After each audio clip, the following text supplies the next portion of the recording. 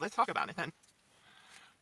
Chloe Cole was someone who was allowed to transition surgically and hormonally between the ages of 13 and 18 before it was permissible under standards of care and traditionally under the law.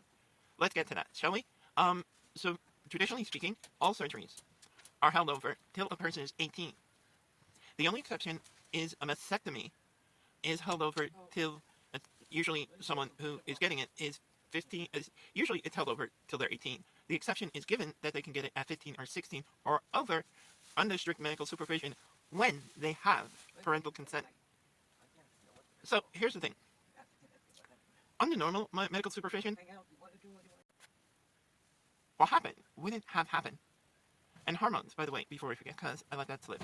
Hormones are for the age of majority. So whenever you're technically considered an adult, like for most purposes, in the United States, for example, it's 18, but in some places it's considered 16, but it would be in that age, depending on where you live. And you must reach that age in order to get hormones. The exception is you can get them at 16, again, under strict medical supervision. Standards of care apply when you have clear parental consent. In the case of Chloe Cole, what allegedly happened was standards of care were not applied, and she was getting hormones and surgeries between the ages of 13 and 18, which is an extremely rare case. It practically never happened, but it happened in a rare exception. Now, I can't speak why the doctor felt this was okay, even though it wasn't, but I can say this.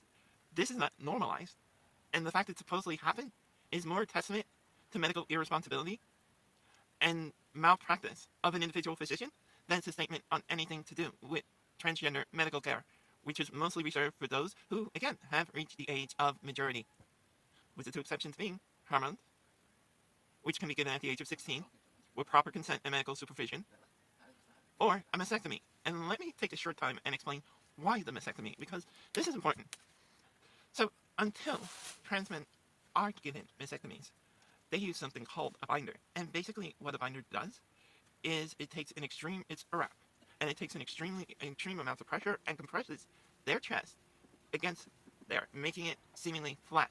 The problem with this is if you think a tight bra is bad, and these things apply like 10 or 20 times the pressure, you can see the problems with breathing, how this can lead to like circulatory issues, and so many other complications.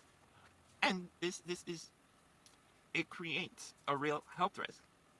So the idea in giving mastectomies is to keep those health risks down to a minimal in properly diagnosed and resolved cases.